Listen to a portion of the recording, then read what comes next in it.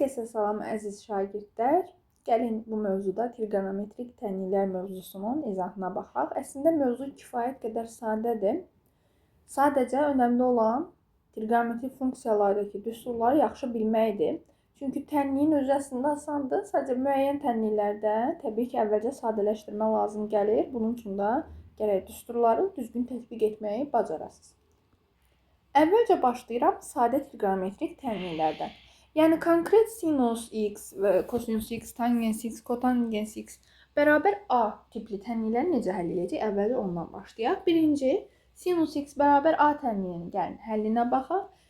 Biz sinus funksiyasının xassələrini keçəndə demişdik ki, sinus x mütləq şəkildə mənfi 1 aralığında qiymət almalıdır. Görürüm ki, sinus x burada a-ya bərabər. Demək ki, a mənfi 1 və 1 arasında qiymət ala bilər. Təbii ki, mənfi 1 və 1-in özü də daxildir. Onda mən belə yaza bilərəm ki, a mənfi 1 ilə 1-in arasındadır. Digər tərəfdən tənliyi həll eləmək demək, orada olan məhsulu tapmaq deməkdir. Yəni, mən x axtarıram. Sinus tənliklərini həll eləyəndə də x bərabər, unutmayaq ki, bir mənalı olaraq sinus tənliklərinin həll yolu bu şablondan ibarətdir. Bu şablonu əzbərləmək lazımdır. Mənfi 1 üstündə k vurulsun arc sinus x, çünki tapmaq istədiyim, daha doğrusu arc sinus a, çünki tapmaq istədiyim tənlik məhsul sinusun içindədir. Üstəgəl pi k. Bu şablonu əzbərləyirsiniz və bütün sinus tənliklərini rahatlıqla işləyə bilirsiniz. Təkrar qeyd edirəm. Bu şablon sadəcə sinusda istifadə olunacaq, sinus tənliklərində istifadə olunacaq.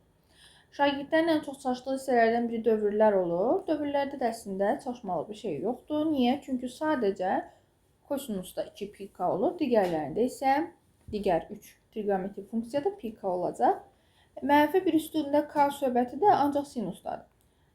Nəysə, indi gəlin buna aid bir dənə nümunə həll eləyək. Sinus x bərabər 2-də 1 tənliyini həll eləmək istəsəm, yazacağım ki, x bərabərdir. Təbii ki, birinci başlayıram mənfi 1 üstündə k yazıram. Daha sonra vurulsun arc sinus bərabərliyin sağında gördüyüm ədəd, yəni 2-də 1. Daha sonra üstə gəl pi k. Aha, burada bir şey unutmayaq şagirdlər. Hər zaman pi k yazırıq. Bundan sonra hər zaman burada k daxildir z yazıları yazılır. Təbii ki, qapalı suallarda siz bunu avtomatik görəcəksiniz. Əgər açıq sual olarsa, ətraflı sual olarsa, yəni imtahanda, o zaman da mütləq şəkildə bunları qeyd eləməlisiniz. Təbii ki, bu sizin üçün üstünlüdür. Davam eləyək. X bərabərdir. Mənfi 1 üstündə k-nın işimiz yoxdur uşaqlar. Hesablamalı olduğumuz arc sinus 2-də 1-dir. Tərs trigonometrik funksiyalardan bilirik ki, arc sinus 2-də 1-in qiyməti pi bölü 6-dır. Çünki sinus 2-də 1-i 30 dərəcədə alır. O da pi bölü 6 deməkdir. Artıq çalışaq ki, tənliklərdə mütləq şəkildə radianla yazaq bucaqları. Çünki əks halda biz cavabı variantlarımızda görə bilməyəcəyik. Yenə də sonda nöqtəli vergül qoyub k daxildir z yazısını yazmağı unutmuram. Bu da olur mənim cavabım. Bitdi. Bu qədər asan. Gəlin başqa bir nümunə yazaq. Bu zaman sinus mənfi olsun. Belə bir nümunə yazdım. Gəlin indi bunun həllinə baxaq. X bərabər, yenə də mənfi 1 üstündə k-nı yazaram. Vurulsun. Yenə arc sinus, burada gördüyüm ədəd mənfisi ilə bir yerdə təbii ki. Mənfi kökdə 2 bölü 2-ni yazaram. Üstə gəl pi k-nı yazaram. Sonda da k daxildir z-i yazaram. Yenə də deyirəm uşaqlar, bu sadəcə formal olaraq bir yazılan yazılışdır. Siz test işləyəndə onlar hər dəfə addım-addım yazmağa ehtiyac yoxdur. Bərabər. Deməli, mənfi 1 üstündə k olduğu kimi qalır. Mən arc sinus mənfi 2-də kökdə 2 bölü 2-ni hesablayıram. Uşaqlar, biz bilirdik ki, arc sinus, arc tangens, bunlar ikisi tək funksiya idi. Ona görə mənfini qarşıya çıxarır. Amma arc kosinus, arc kotangens, yəni qoşa c hərfi olanlar nə tək nə cüt idi. Və biz demişdik ki, mənfi dərəcələrini tapmaq istəyəndə pi-dən çıxırdıq müsbət versiyasını. Çünki tək olsa mənfini qabağa verər, cüt olsa mənfini udar. Nə tək nə cüt olanda da təbii ki, pi-dən çıxmaq lazımdır. Yəni, mən bunun mənfisini qarşıya çıxarıb mənfi 1 kimi yazsam, onda içəridə qalacaq arc sinus kökdə 2 bölü 2. Üstə gəl pi k. Növbəti addımda artıq x bərabərdir. Yenə də Burada nə alınır? Bir dənə fikir verin. Mənfi 1 üstü k, bu da mənfi 1 üstü 1 deməkdir. K ilə 1 toplanılır. Mənfiləri dağınıq versiyadan bütöv versiyaya gətirmək istəyirəm. Arcsinus kökdə 2 bölü 2-də təbii ki bilirəm ki 45 dərəcədə aldığı üçün pi bölü 4-dür. Üstə gəl pi k. Bu qədər asan. Bitdi şagirdlər. Gördüyünüz kimi necə də asan idi. Heç bir çətin bir şey yoxdur burada. Bu arada onu qeyd edeyim ki, burada arqumentimiz x idi deyə x bərabər şəklində yazdıq. Bəzi tənliklərdə qarşınıza çıxacaq. Burada x yerinə məsəl üçün deyirəm 2x yazar, 4x yazar, 5x yazar. Orada nə yazılıbsa, arqument nədirsə, həmin şeyi bərabər götürüb yazırsınız. Məsələn, burada 3x olsaydı, mən yazacaqdım 3x bərabərdir bunlar. Yəni, o şeyə də diqqətlə yanaşın. Kosinus tənliklərində də eynən sinusda dediyimiz kimi bərabərin sağında olan ədəd mütləq mənfi 1 aralığında qiymət almalıdır. Deyək ki, misal üçün sizə kosinus x bərabər 2 deyə bir tənlik verilib. Təbii ki, bunun həlli olmayacaq. Bu, əsasən sizə testlərdə bilirsiniz necə soruşulur. Tutaq ki, tənliyi sadələşdirirsiniz, vurğular arası və s. Həll edirsiniz 2 dənə tənlik. Tənliklərdən birinin həlli olmur, boş çoxlu olur. Məsəl üçün deyirəm, sinus x tənliklərdən biri belə olur, mənfi 1,5. Aydın məsələdir ki, sinus x mənfi 1-dən daha kiçik nəticə ala bilməz. Ona görə bu tənliyin həlli yoxdur. Bu şəkildə yanaşırsınız. İndi kosinus tənliklərini necə həll olunur? Oradan x-i necə tapırıq? Gəlin, strukturu, şablonu əvvəlcə əzbərləyək. Kosinus tənliklərində kosinus tənlikləri bilirik ki, kosinus cüt funksiyadır. Ona görə qabağı plus minusla başlayır. Plus minus arc kosinus bərabərin sağında gördüyüm ədəd, yəni a, üstə gəl 2 pk. Bəli, 2 pk. Çünki biz dedik ki, kosinus cüt funksiyadır və onun dövrü 2 pi'dir deyə sadəcə kosinusda 2 pk yazacağım. Son olaraq k daxildə z yazmağı unutmuram. Gəlin belə bir nümunəni həll edək. Tapmalı olduğum arqument x-dir. X bərabər x-i tapmaq üçün nə edərəm? Əlbəttə ki, yazaram plus minus arc kosinus bərabərin sağında gördüyüm ədəd, yəni kökdə 3 bölü 2 və üstə gəl 2 pk. İndi diqqətlə baxın. Burada x bərabər plus minus olduğu kimi qalacaq. Arc kosinus kökdə 3 bölü 2'yi mən bilirəm ki 30 dərəcədə alır deyə pi bölü 6'dır. Üstə gəl 2 pk. Bitdi şagirdlər. Çünki biz həmişə tənliyi həll edəndə x-i tapmalıyıq. X bərabər bir şey almışamsa bitdi. Yenə də vurğulayıram. Əgər arqument x-dən fərqli bir şey olsa, siz o zaman onları yazmalısınız. Məsələn, əmsal deyək ki 3x-dir belə o şəkildə yazırsan, sonra hər tərəfi 3'ə bölüb x-in özünü tapmalısan, nəzərinizdə olsun. Başqa bir nümunəyə bax. Kosinus x bərabər mənfi 2-də bir tənliyini həll etməyə çalışaq. X bərabər yenə də şablona görə plus minusla başlayıram. Arc kosinus mənfi 2'də 1. Təbii ki, mənfiləri mötərizdə yazırdıq. Daha sonra üstə gəl 2 pk. İndi fikir verin. X bərabər plus minus. Arc kosinus mənfi 2'də 1 mən necə hesablarım? Əlbəttə ki, arc kosinus qoşacaq hərfini orada dərhal görüb tanıyıram. Bilirəm ki, qoşacaq hərfi olanlarda pi'dən çıxılırdı. Yəni, mən belə yazmalıyım əslində. Pi çıxılsın. Arc kosinus müsbət 2'də 1. Bu şəkildə hesablamalıyam.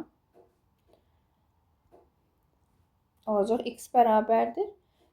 Bu əslində pi'dən nə çıxmaq deməkdir? Arc kosinus 2'də 1 nədir? Kosinus 2'də 1'i bilirəm ki, deməli 60 dərəcədə alırdım. Ona görə pi bölü 3 yaza bilərəm. Pi çıxılsın pi bölü 3. Üstə gəl 2 pk. Olacaq x bərabərdir plus minus pi'dən pi bölü 3 çıxanda olacaq 2 pi bölü 3. Bunu rahat hesablamaq üçün əgər əziyyət çəkən şagirdlər olarsa deyə deyirəm. Pi'ni 3'də 3 pi kimi yanaşın. Məlum məsələ 3'də 3 pi'dən 3'də 1 pi çıxanda aydın məsələ ki 3'də 2 pi qalacaq. Yəni mən burada yazmış olduğum kimi. Nəysə, deməli belə bir nəticə aldıq. Üstə gəl 2 pk'nı yazmağı unutmuram. Səhifənin aşağısındadır deyə biraz xəttimin pis düşməyi normaldır. Üzr sayın.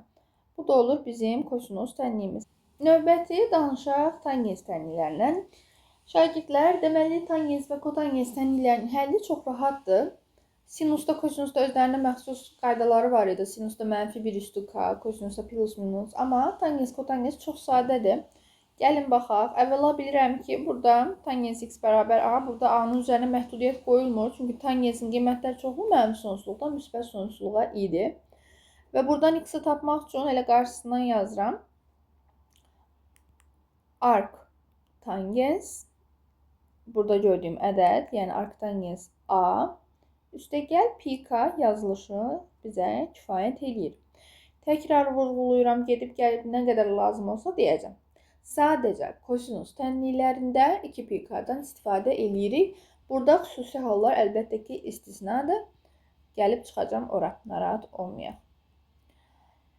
Xüsusi halları ən sonda deyəcəm. Deməli, nümunə 1. Gəlin tangensə aid nümunə göstərək. Yazıram. Tangens deyək ki, x bərabərdir kökdə 3. Gəlin bu tənliyi həll edək. X bərabərdir. Elə altına yazaq. X bərabərdir. Qaydaya görə nə etməliyəm? Arc tangens kökdə 3 plus pi-k-nı hesablamalıyam. Məlum məsələ arc tangens kökdə 3 mənə pi böl 3'ü verəcək. Pi böl 3 üstəgəl pi-k. Bitdi. Bu qədər asandır. K daxildir zətlərimizi də yazaq burada. Bu qədər sadə. İndi məlum məsələ, əgər başqa bir nümunə yazım tangensin mənfi olmasına aid. Bilirəm ki, tangens təkdir, yoxsa cüt? Tək funksiyadır. Bəli, tək funksiya olduğu üçün, əgər bərabərin sağ tərəfində mənfi bir ədəd görsəm, məsələn, mənfi 1. Bu tənliyi həll edəndə artıq mənə nə lazım olacaq? Arc tangens mənfi 1 lazım olacaq. Yazıram. Arc tangens mənfiləri dedik ki, mötərəzidə yazırdıq. Üstəgəl pi-k. X bərabərdir. Arc tangens mənfi 1 hesablayanda nə edərəm? Mənfisini qabağa atarım. O zaman olar mənfi arc tangens 1 üstəgəl pi-k.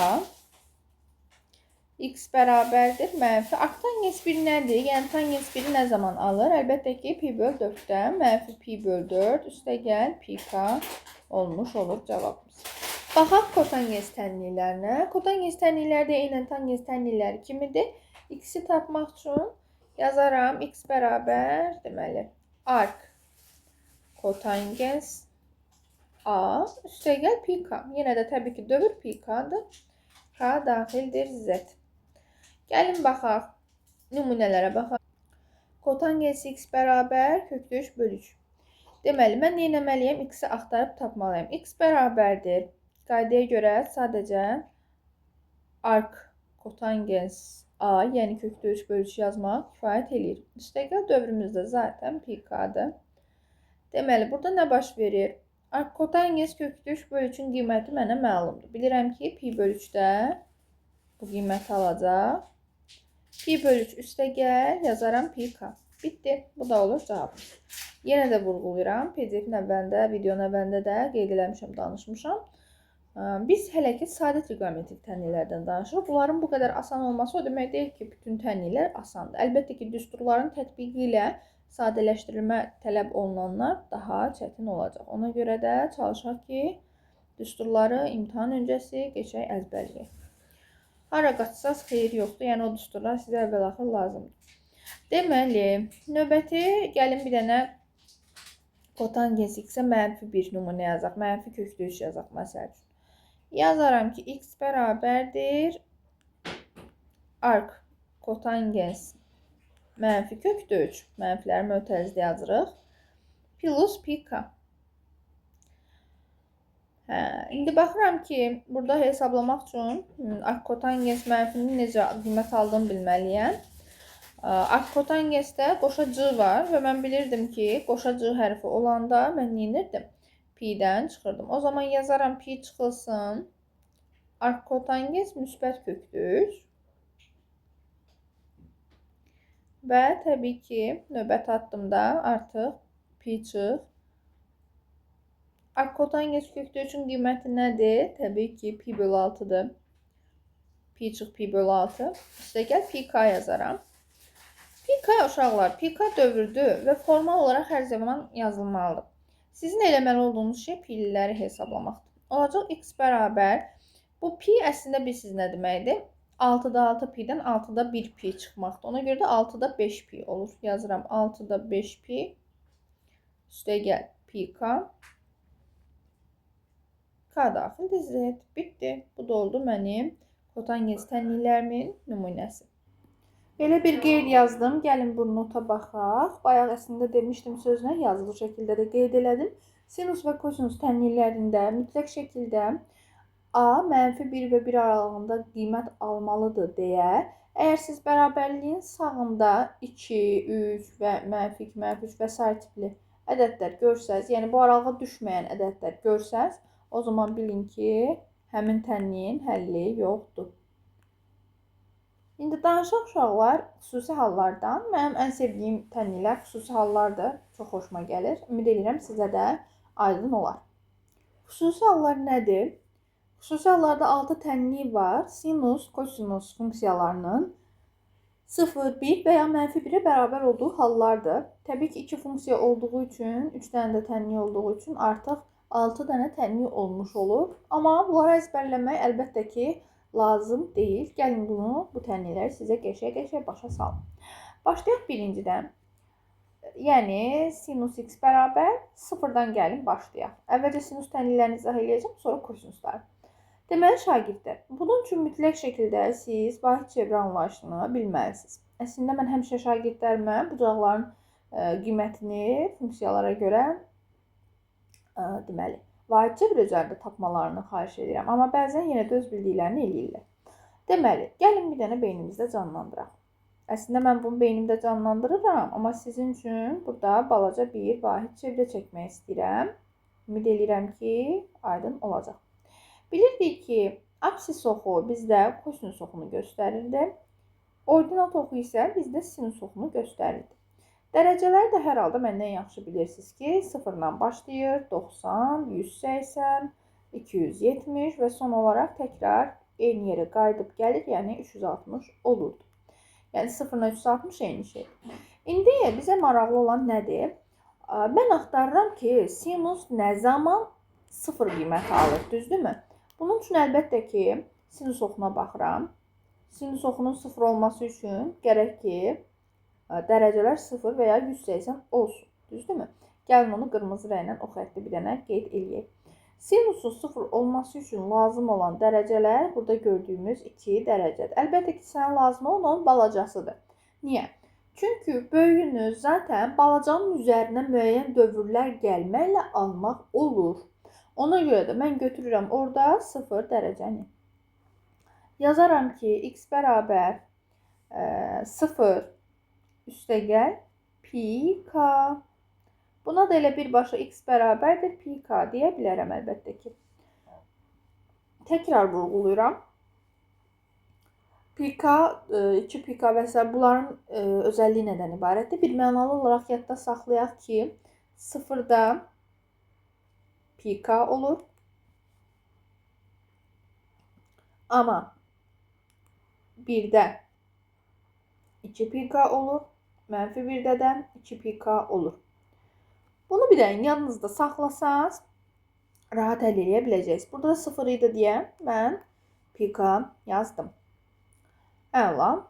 İndi gəlin keçək ikinci trigonometrik tənliyimizə. İkincidə artıq sinus x-in 1-ə bərabər olan halına baxmaq istəyirəm. Yenə də baxın əziz şagirdlər. Yenə də çevrədən faydalanıram. Gəlin bu çevrəm biraz böyüdüm. Ola bilsin ki, əziyyət olar sizin üçün. Aha. Gəlin baxaq. Baxın, sinus oxunun 1 olduğunu araşdırıram. Düzdürmü? Görüm sinus nə zaman 1 olur? Əlbəttə ki, mən bilirəm ki, sinus burada 1 qiymətini alır. Ona görə də yazaram ki, x bərabərdir. 90 dərəcədə 1 aldığı üçün 90 dərəcədə bilirəm ki, pi böl 2-dir. Yazaram pi böl 2 üstəgəl 2 pi k. Bəli, 2 pi k. Çünki biz dedik ki, 1 və mənfi 1-ə bərabər olanda 2 pi k-lardan istifadə eləyəcəyik. Daha sonra üçüncü tənliyim. Üçüncü tənliyimdə artıq sinus x bərabərdir. Mənfi 1 tənliyini qeyd edirəm. Bu da çox rahatdır. Əslində, deməli, sinusun tək funksiya olması olduğu üçün əslində bunun birbaşa əksini də yazmaq olardı. Sadəcə bir şey demək istəyirəm. Qrafikə diqqətlə baxın. 90 dərəcədə müsbət 1 alır. 270 dərəcədə isə sinusumuz mənfi 1 alır. Amma bir məsələ var. Sən 270-i burada 270 kimi, yəni 3 pi bölü 2 kimi yazmırsan. Burada yazırsan mənfi pi bölü 2 kimi. Çünki məlum məsələ mənfi 90 dərəcə demək elə 270 dərəcə deməkdir.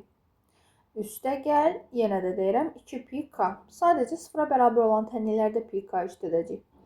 Yəni bunlar adından göründüyü kimi xüsusi haldır, istisnalardır. Baxmayaraq ki, biz dərsin əvvəlində dedik ki, ancaq kosinus tənliklərində 2 pi k olur, qalanlarında pi k, amma xüsusi hallar istisnadır. Ona görə də bu xüsusi halları ayrıca öyrənirsiniz. Tamam, bunu da öyrəndiyimizə görə keçirik artıq kosinus tənliklərinə. Dördüncü tənliyimiz kosinus x bərabər 0 tənliyidir. Deməli, x bərabərdir. Baxın, qrafiki yenə gözümdə canlandırıram. Görüm kosinus nə zaman 0 alır? Kosinus oxunun 0 alması üçün gərək y, yəni sinus funksiyasının üzərində qiymət alsın. Əlbəttə ki, 90 və 270-dir. Deyək ki, kiçik olan yazırdıq həmişə. Ona görə yazıram pi böl 2-ni. Pi böl 2 üstə gəl 0-a bərabər olduğu üçün də pi k yazaram. Bitdi. Bu qədər asan. 5-ci. Kosinus x bərabərdir 1 tənliyə. X-i tapmaq üçün yenə də kosinusa baxıram. Kosinus nə zaman 1 olur? Baxın, kosinusun 1 olması üçün, mən baxıram burada, gözüm buranı silim. Aha.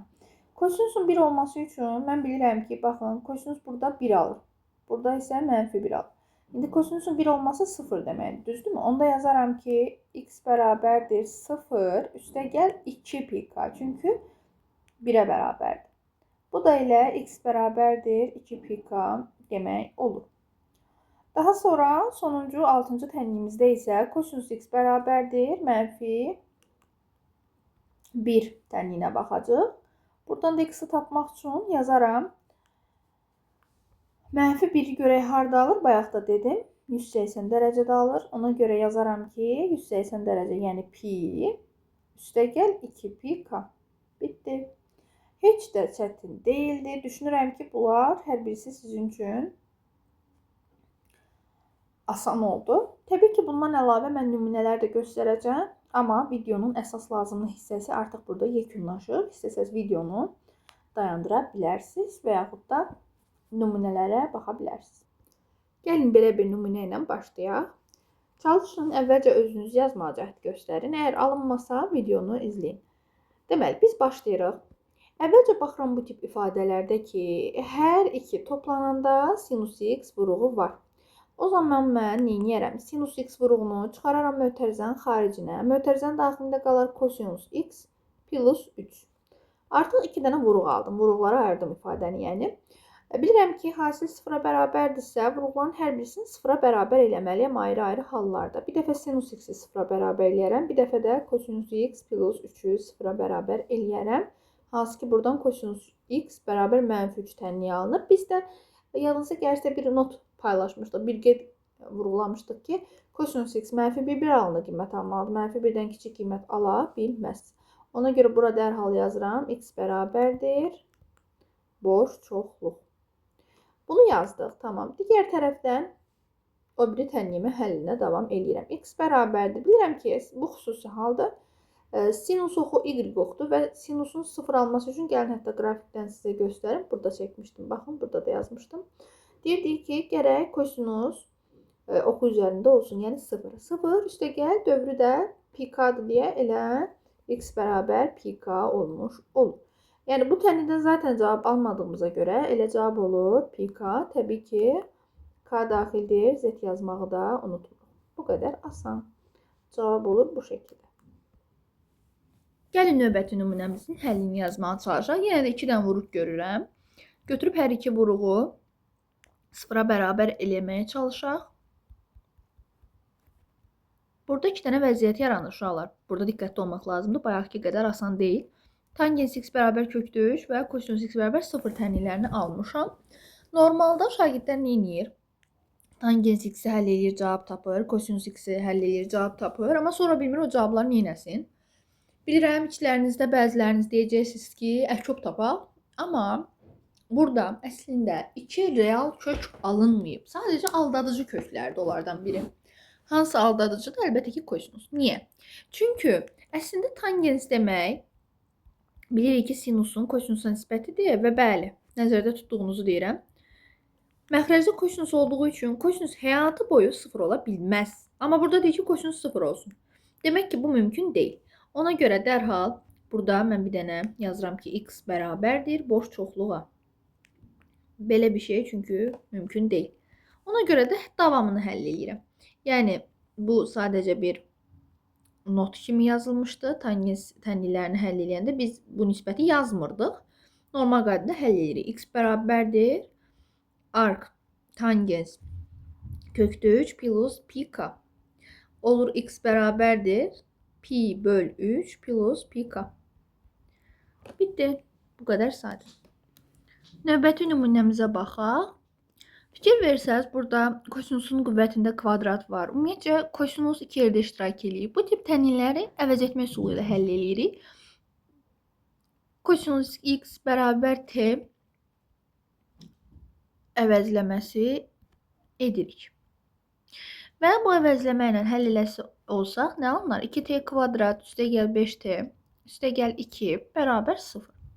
İndi bu tənliyin həlli üçün əlbəttə ki, ya viet ya da diskriminantı üst tutmalıyam. Diskriminant daha əlverişlidir. B kvadrat çıx 4ac bərabər 5'in kvadratı çıxılsın 4 vur 2 vur 2. 25 çıx 16 deməkdir, yəni 9. Diskriminantı 9 aldıq. İndi gəlin köklərimizi tapaq. T1 və T2'ni. T1'i tapmaq üçün istifadə edəcəm mənfi B plus kök altında diskriminant böl 2A düsturundan. T2'ni tapmaq üçün isə istifadə edəcəm mənfi B çıx kök altında diskriminant böl 2A düsturundan. İndi məlumatları yerinə qoysaq, bizim B'miz 5 idi. Olacaq mənfi 5 plus 3 böl 2 vur 2. Yəni olacaq mənfi, bəli, mənfi 2,5. Yəni mənfi 2'də 1. Digərini hesablasaq, mənfi 5 çıx 3 bölünsün 2 vur 2. Bu da bizə verəcək, əlbəttə ki, mənfi 2'ni. İndi məsələ nədən ibarətdir? Sonda əvəzləməni qaytarmaq lazımdır, əziz şagirdlər. Yəni zəhmət çəkirəm. Axı mən t kosinusa demişdim. Ona görə kosinus x'i bir dəfə mənfi 2'də 1'ə, bir dəfə isə kosinus x'i mənfi 2'yə, yəni tapdığım köklərə bərabər eləyirəm. Aydın məsələdir ki, artıq öyrəşdik də məncə. Burada x boş çoxluq olacaq. Çünki kosinus x'in mənfi 2 qiymət alması mümkün deyil. Amma digər tənliyi həll eləyə bilərəm. Baxın, biz dedik ki, kosinus tənliləri həll eləyəndə qarşıda plus minus olmalıdır. Plus minus arc kosinus mənfi 2'də 1 və dövrü də nə olurdu? 2 pi k olurdu. Bəli. X bərabərdir plus minus arc kosinus mənfi dərəcələrdə pi'dən çıxırdıq onun müsbət versiyasını. Yəni arc kosinus müsbət 2'də 1'i çıxırdım ki, o da pi böl 3 deməkdir. Çünki 60 dərəcədə kosinus 2'də 1 alır. Üstə gəl 2 pi k. Olacaq x bərabərdir. Plus minus şablon kimi qabaqda hər dəfə durmalıdır. Bu pi'dən 3'də 1 pi çıxanda 3'də 2 pi eləyir təbii ki. Olacaq 3'də 2 pi plus 2 pi k. Bitti. Bu da bizim yekun cavabımız olur. Gəlin baxaq 4-cü nümunəyə. Belə bir tənliyi verilib. Deməli, şagirdlər, baxanda argumentlərə fikir versəz, birinin argumenti x-dir, birinin argumenti x bölü 2. Yəni, burada biz istifadə edəcəyik dərəcə azaltmadan. Ağlı gələn ilk düstur əslində bilirəm. Deməli, 2 qat argument düsturudur. Sadəcə onunla yazsaz daha uzun gedər proses. Əslində, bərabərliyin sol tərəfində olan ifadə sizə tanış gəlməlidir. Bu da düsturları əzbərə biləndə mümkün olur əlbəttə ki. Söhbət hansı düsturdan gedir? Bu düsturdan gedir, əziz şagirdlər. Əlbəttə ki, bu dərəcə azaltma düsturu adlanır və kvadratdan 1 dərəcəli bir ifadəyə keçmək üçün sinusun qaydasıdır. Elə isə bizdə tənliyimizdə bərabərliyin sol tərəfində, bunu çarpaz vuranda bilirsiniz də, alınır 2 sin kvadrat. Həmin o ifadəni yaza bilərəm. Baxın, təkrar vururam. Bərabərliyin sol tərəfinə 2 vur sin kvadrat x bölü 2 yaza bilərəm. Belə olan halda tənliyimiz ancaq sinuslardan ibarətdir. Fikir versəz, argumentlər də x bölü 2 hər ikisində eynidir. Burada da artıq kvadratik tənliyi yaranmış olur. Gəlin hər tərəfi 2'yə bölək və hər şeyi bərabərliyin sol tərəfinə keçirək. O zaman belə bir görüntü almış olarıq. Təbii ki, İstəsəz vuruqlara ayırma və s. üsullardan istifadə edərsiniz. Mən sin x bölü 2-ni istəyirəm mötərizə xaricinə çıxarım. Belə olan halda sin x bölü 2 çıx 1 olur digər vuruğum. Hər iki mötərizəni sıfıra bərabərləşdirə bilərik. Yəni sinus x bölü 2-ni sıfıra bərabərləşdirim. Digər tərəfdən sin x bölü 2 çıx 1-i sıfıra bərabərləşdirim. İndi bu tənliklərin hər birisini ayrı-ayrı həll etmək lazımdır. Məlum məsələm arqument x bölü 2 olduğu üçün x bölü 2 bərabər. Sinus 0 tənliyi xüsusi tənliyidir, xüsusi hal idi və deyirdik ki, sinus nə zaman 0 olur? Deməli, 0-da. Ona görə də 0 plus pk yazmaq lazımdır. Yəni yazıram elə birbaşa pk. X-i tapanda da x olacaq. Təbii ki, çarpaz vurduğumuz üçün 2 pk. Digər tənliyi həll eləyək. Yəni sinus x bölü 2 bərabər 1 tənliyini həll eləyək. Bu tənliyi də yenə xüsusi haldır. X bölü 2 bərabər. Sinus 1-i bilirəm ki, pi bölü 2-də alır, yəni 90 dərəcədə. Ona görə pi bölü 2 üstəgəl 2 pk yazaram. Xüsusi hallardan sadəcə 0-a bərabər olanda biz pk istifadə edirdik. İndi mən x-i tapmaq istəyirəmsə, təbii ki, hər tərəfi 2-yə vurmalıyam. Ona görə də olacaq, pi bölü 2-ni 2-yə vuranda olacaq pi. 2-lər ixtisar gedir axı. 2 pk'nı 2'ye vuranda da olacaq 4 pk. Yəni burada gördüyünüz cavablar alınır. 2 pk və pi plus 4 pk cavabları alınır. Bunların ikisi də ayrı-ayrı doğru cavablar olur. Maraqlı sual idi. Baxaq növbəti misala. Bu da çox maraqlı. Əslində həlli çox qısa çəkən bir misal tipidir. Burada bir məntiq istifadə edəcəm. Deməli, bizə 2 kosinus funksiyasının cəmini 2 verib. Deməli, əziz şagirdlər, mən bilirəm ki, bu kosinusun da maksimum qiyməti 1-dir, bu kosinusun da maksimum qiyməti 1-dir. Demək ki, onlar hər ikisi 1 imiş ki, cəmi 2 eləyib. Çünki başqa heç bir halda onların cəmi 2 ola bilməz. Məsəl üçün, deyək ki, bu 0,5 olsun. Gərək bu biri məcbur 1,5 olmalıdır. O da mümkün deyil, axı birdən böyük qiymət ala bilməz. Və yaxud da desək ki, hansısa birinə mənfi verək, olmaz. Məsələn, buna mənfi 3, buna nə verməliyəm, gərək 5 verim və s. Yəni, mümkün deyil. Ümumiyyətcə, ikini siz bir-birdən başqa müxtəlif formada trigonometrik tənliklərdə parçalaya bilməzsiniz. Ona görə də mən qənaətə gəlirəm ki, bu əslində həm kosinus 4x-in, həm də kosinus 2x-in 1-ə bərabər olma halıdır. Yəni ki, ikisi də 1-ə bərabər olmalıdır. İkisi üçün də ortaq bir nəticə çıxarmalıyam. Gəlin indi bunları həll eləyək. Çox rahatdır əslində. Baxın, birinci tənliyi həll eləyəsi olsam, kosinusun xüsusi halıdır da. Yazıram 4x bərabərdir. Kosinus 1'i alır 0 dərəcədə. 0 dərəcə üstə gəl 2 pk. Hansı ki, buradan da x-i tapanda olacaq pk. Hər tərəfi 4-ə bölürəm. Böl 2. Digər tərəfdən 2x bərabərdir 2 pk tənliyindən isə x-i tapsam, hər tərəfi 2-yə bölsəm, alınacaq pk.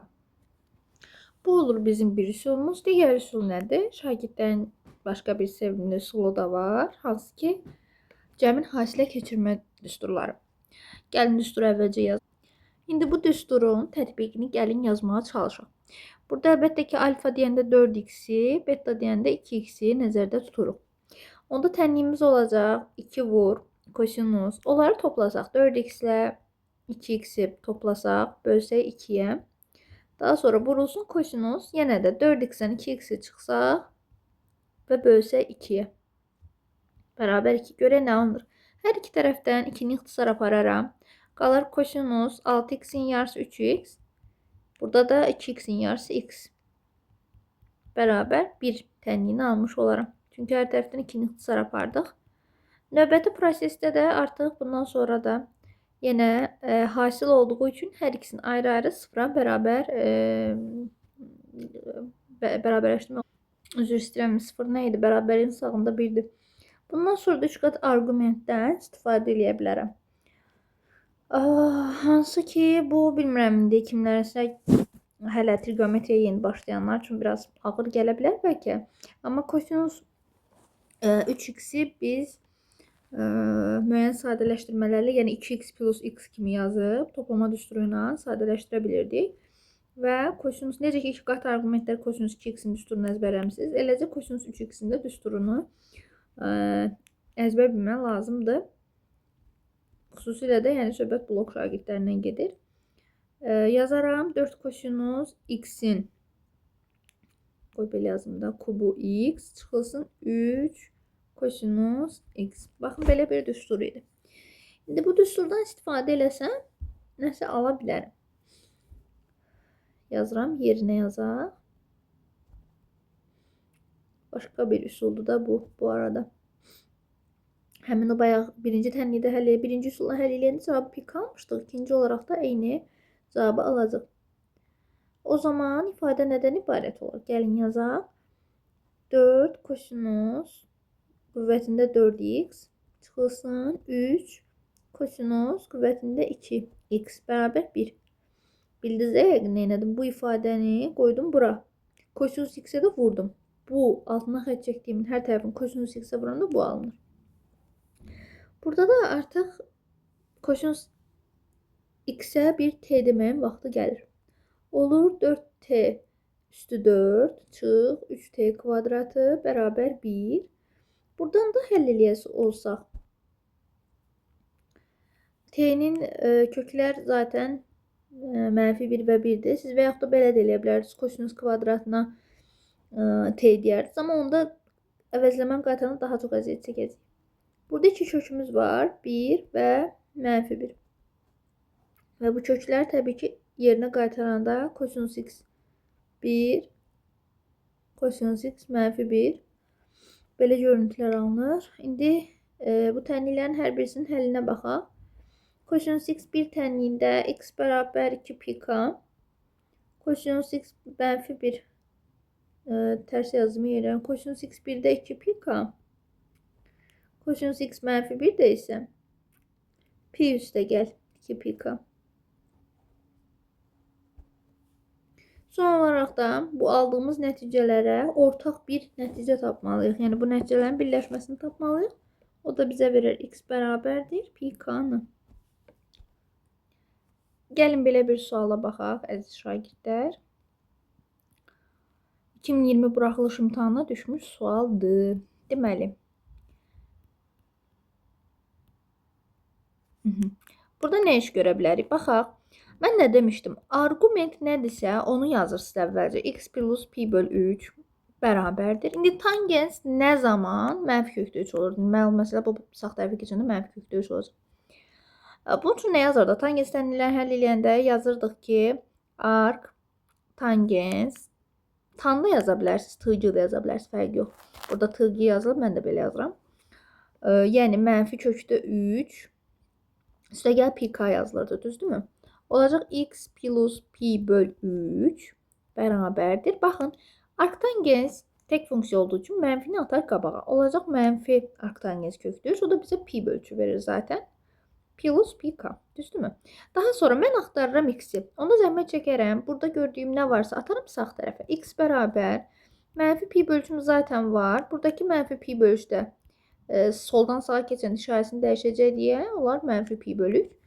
Beləliklə x bərabər mənfi 2 pi böl 3 plus pi k nəticəsini almış olarım. Bu da bizdə D variantına oxşur deyəsən. Bəli, D variantı. Görün nə asan. Növbəti sual yenə də rahat sualdır. A parametrin hansı qiymətlərində bu tənin həlli var? Burada sizə verilən 3x sizə qətiyyən lazım deyil. Ümumiyyətcə x-in qarşısında duran, yəni siz ona kx kimi baxa bilərsiniz. O sizə ancaq dövrdə lazım olur. Yəni mən deməkdən yoruldum. Sadəcə və sadəcə sizə dövrdə lazım olur. Biz demişdik ki, sinus tənliklərində argument nə olur olsun, yəni istənilən şey olmasına icazə var təyin olunmasında, problem yoxdur. Qiymətdən çoxluğu mənfi 1 aralığında qiymət almalıdır. Yəni burada gördüyümüz 2a mənfi 1 və 1 aralığında qiymət almalı. İndi mən a parametrin qiymətini axtarıram deyə hər tərəfi 2-yə bölərəm. Olar mənfi 2-də 1 ilə müsbət 2-də 1 aralığı. Yəni Y variantı. Növbəti sual çox rahat suala oxşuyur yenə də. Baxın uşaqlar, eyni argumentli sin kos hasili görəndə ağlınıza gəlməli olan ilk düstur nədir? Mən sizə deyim. Sinus 2 alfanın düsturu var idi. 2 vur sin alfa, vur kos alfa. Düzdürmü? Yaxşı, indi mən tutaq ki, sin 2 alfanın deyil də, məsələn, sin 4 alfanı hesablamaq istəyirəm. Onda da burada gördüyüm argumentin yarısı 2 alfa olduğuna görə 2 vur sinus 2 alfa vur kosinus 2 alfa yazaram. Və yaxud da məsələn sinus 6 alfanı hesablamaq istəsəm 2 vur sinus 6 alfanın yarısı 3 alfa olduğu üçün bu şəkildə yaza bilərəm. İndi sözümün canı nədir? Mən burada bunu görəndə, bu iki hasili görəndə bilməliyəm ki, bu hasil əslində sin 4 alfa bölü 2 deməkdir. Çünki məlum məsələn burada 2 olsaydı sin 4 alfa olardı bütöv. Amma 2 yoxdur deyə mən bu ifadənin yerinə sin 4 alfa, daha doğrusu 4x böl 2 qoya bilərəm. Yəqin ki, bundan razıyıq. Bərabər 4-də 1. İndi bu tənliyi həll eləmək üçün təbii ki, çarpaz vuraram. Olar sinus 4x bərabərdir. Deməli, 2 böl 4. Yəni 2-də 1. Aha. İndi bu tənliyi həll eləyək. Gəlin baxaq. 4x bərabərdir. 2-də 1 həll eləmək üçün mənfi 1 üstü k vurulsun arc sinus 2-də 1. Arc sinus 2-də 1 gəlin eybi yox yazaq. Arc sinus 2-də 1 üstə gəl pi k. Olacaq 4x bərabərdir. Mənfi 1 üstündə k qalır. Arc sinus 2-də 1 nədir? Sinus 2-də 1 30 dərəcədə alır. Yəni pi bölü 6-da. Daha sonra aldım cavabımı. Amma bu mənim 4x-imin cavabıdır. Zəhmət çəkib 4-ə bölməliyəm hər tərəfi 2. Mən cavabımı x-imi tapım. Baxın pi bölü 6-nı 4-ə böləndə pi bölü 24 olur. Pi k-nı da 4-ə böləndə pi k bölü 4 olur. Belə bir cavabda deyəsən sadəcə C variantındadır. Bəli, görün asandır. Çətin heç yox. Növbəti asan sualımızın biri. Çarpaz vurmağa cəhd göstərsək, olacaq sinus x bərabərdir. Kotangens 73-ün yerinə mən yazıram tangens 17 dərəcə vurulsun kotangens 17 dərəcə. Sadəcə çarpaz vurdum, başqa bir şey eləmədim. Bilməliyəm ki, tangenslə kotangens bir-birinin tərsidir. Onların hasili 1-ə bərabər olur. Yəni sinus x bərabər 1. Xüsusi hal olduğu üçün sinus oxu y oxudur. Sinusun 1 alması üçün gərək pi bölü 2 olsun. Pi bölü 2 plus 2 pi k yazaram. Bu da olur D variantı. Bu suala özünüz birinci baxın, çox xahiş edirəm. Videonu dayandırın, özünüz yazmağa çalışın. Mənə çox maraqlıdır bu suala necə yanaşarsınız ona görə. Amma bir şey demək istəyirəm izahla bağlı. Fikir versəz burada pi plus x var. Amma biz bayaq bənzər bir sual işlədik. Haradaydı o sual? Baxın buradaydı. Burada pi bölü 3 plus x'dir. Yəni nə demək istəyirəm? Pi və pi bölü 3-ün nə kimi fərqi var? Çox fərqi var əziz şagirdlər. Deməli, əgər sizə maraqlı bir üsul tüyo deyim. Əgər mötərizənin içində pi plus nəsə və yaxud da pi bölü 2 plus nəsə və yaxud da 2 pi plus nəsə ola bilər və yaxud da 3 pi bölü 2 və s. Bunlar olsa, yəni uzun sözün qısası 90 və 90 misilləri, 90, 180, 270, 360 belə şeylər olsa, o zaman siz çevirmə düsturlarından istifadə edin. Bəzən şagirdlər belə yazır bunu. Yazır ki, pi plus x bərabərdir. Götürür sin kosu həll edir və s. Yəni elə eləməyin. Niyə elə eləməyin? Çünki daha uzun gedir. Gəlin çevirmə eləyək. Mən bilirəm ki, pi-də ad dəyişmirdi. Ad dəyişmir, amma pi-nin üstünə x gələndə o düşür 3-cü rübə. Yəni kosinus mənfi olacağı üçün mən bu ifadənin yerinə yazaram mənfi kosinus x. Sinus pi bölü 2-də sinus 90 dərəcə 1-ə bərabər. Yəni bunun da yerinə qoyacağım 1. Olacaq mənfi kosinus x bərabər 1. Yəni kosinus x bərabər 1 tənliyini həll etmək lazımdır. Kosinus oxu x oxudur 1 olması üçün gərək 0 dərəcə olsun. X bərabər 0 dərəcə üstə gəl 2 pi k olur. Yəni cavab olur 2 pi k Y variantı. Üzr istəyirəm şagirdlər, burada mənfi 1 yazmamışam. Rəzillik, üzrü sayın. Mənfi 1 yazanda pi plus 2 pi k olacaq. D variantı olacaq. Baxaq belə bir suala. Deməli, bərabərliyin əvvəlcə sağ tərəfinə baxıram. Mən burada görürəm eyni argumentli olan sin kos hasili, üstəlik kəmsal da var. Yenə də sinus 2 qat argument düsturuna görə mən bilirəm ki, bunun yerinə sinus 2 vur pi bölü 12 yaza bilərəm. Hansı ki, bu da sinus pi bölü 6 deməkdir. Pi bölü 6 30 dərəcədir. Sinus 30 dərəcədir, 2-də 1 alır. Yəni ki, altından xətt çəkdiyim bu ifadənin yerinə 2-də 1 qoyacağım. Olacaq sinus x bərabər 2-də 1. 2-də 1. İndi deyir tənliyin ən kiçik müsbət kök. Uşaqlar, əslində tənliyin normal həlli bilirsiniz də nədir? Mənfi 1 üstündə k vurulsun. Arc sinus 2-də 1 üstə gəl pi k. Sonra növbəti addımda götürürük mənfi 1 üstü k-nı yaz. Bax sinus 2-də 1-in yerinə pi bölü 6 qoyuruq belə. Bunu belə tapdıq gözəl. Amma ən kiçik müsbət kök istəyəndə bizdən nə istəyir? K-ya müxtəlif qiymətlər verib kökləri tapmamızı istəyir. Amma birinci rübdə, mən bilirəm ki, ən kiçik müsbət kökü birinci rübdə varsa axtarıram da, əgər varsa. Mən bilirəm ki, birinci rübdə zaten pi bölü 6, yəni 30 dərəcə bu tənliyi ödəyir. Tənliyə baxan kimi, tənliyin şablonunu bilməsən, ağlına gələn ilk dərəcə nə olur? Əlbəttə ki, 30 dərəcə. Cavab olur 30 dərəcə. Ən kiçik müsbət kök o deməkdir. Ümumiyyətcə bu plus pikalar falan ki yazılır. O deməkdir ki, hər dəfəsində 180 k dəfə artır. Baxaq bu suala. Sinus 3pi. Aha, bərabərin sonunda sinus 3pi görürəm. Necə ki, uşaqlar sinus pi'də, yəni 1pi'də. Necə ki, sinus 0'dır. 3pi'də də eyni şəkildə 0 olacaq. Onda bunun yerinə 0 qoyaram. Olacaq 2 kosinus x bərabərdir. Kökdə 3'ü sağa ataraq mənfi kökdə 3 olar. Yəni kosinus x bərabərdir. Mənfi kökdə 3 bölü 2. İndi biz nə edirdik? Kosinus tənliləri həll eləyəndə deyirdik ki, plus minus olmalıdır. Qabaqda variantların hamısında var. Ark kosinus mənfi kökdə 3. Bax, mənə lazımdır ark kosinus mənfi kökdə 3 bölü 2. Biz demişdik ki, mənfiləri pi'dən çıxaraq həll edirik. Yəni pi çıxılsın ark kosinus kökdə 3 bölü 2.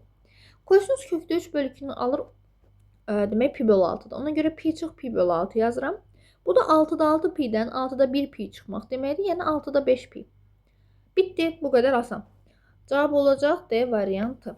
Yəni şifayı tapmaq olur. Növbəti sualımızda mütləq bilməli olduğunuz toplama düsturu var. Toplama düsturlarını bilməyən imtahana getməsin. Demək, bu düsturda necə tətbiq eləyəcəyik? Əlbəttə ki, burada 5x alfa, 3x isə beta rolundadır. Təbii ki, hər iki toplananda. İndi baxın, məsələ nədən ibarətdir? Görürəm ki, sin kos hasilinin üstünə sin kos hasili gəlib, amma bir dəfə 5x ilə 3x'in yeri dəyişib. İstifadə edəcəm düsturu burada qeyd eləmişəm. O zaman mən bu ifadənin yerinə nə yaza bilərəm? Yaza bilərəm sinus 5x ilə 3x'in cəmini. Bərabər 2'də 1. Bu da sinus 8x deməkdir. Argumentim 8x olduğuna görə 8x bərabər yazaram. Sinus tənliləri həll eləyəndə mənfi 1 üstü k ilə başlayıram. Mənfi 1 üstü k vurulsun. Ark sinus 2'də 1 və üstə gəl pi k. Bilirəm ki, 8x bərabərdir mənfi 1 üstündə k vur. Ark sinus 2'də 1 demək 30 dərəcədir. Yəni pi bölü 6. Buradan x'i tapmaq üçün 8'ə bölərəm. Mənfi 1 üstündə k vurulsun. 8'ə böləndə olacaq pi bölü 48. Pi k'nı da 8'ə böləndə olacaq pi k bölü 8. Qutardı getdi. Cavab da bu şəkildə alınacaq. Bu böyük ehtimal ki, yəqin ki, ətraflıya düşmüş bir sual olub. Açıq vermələrinə görə deyirəm. Belə uşaqlar, düşünürəm ki, bugünkü videomuzun da beləliklə sonuna gəldik. Ümid edirəm, bütün suallar sizi qane eləyib. Hər şey ümidvarım aydın olub. Yenə də nə sualınız olarsa, şərh bölməsində yazmaq unutmayın. Hələlik növbəti videolarda görüşənədək.